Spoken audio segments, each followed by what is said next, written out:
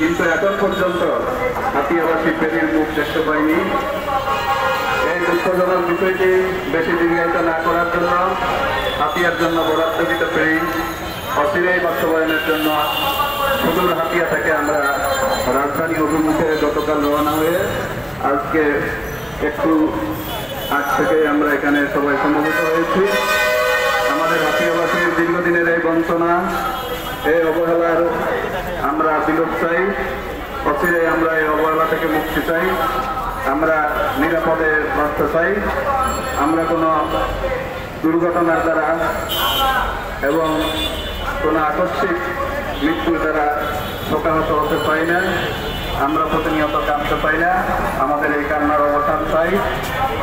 বর্তমান বৈষম্যমুক্ত বাংলাদেশে দাবি দেওয়া আদায়ের এবং নিজেদের মনের অভিব্যক্তি ব্যক্ত করার যে মুক্ত স্বাধীনতা আমরা পেয়েছি, সেই সুবাদে আমরা এখানে এসে সরকারের কর্তৃপক্ষের দৃষ্টি আকর্ষণ করছি। প্রিয় উপস্থিতি, আপনারা জানেন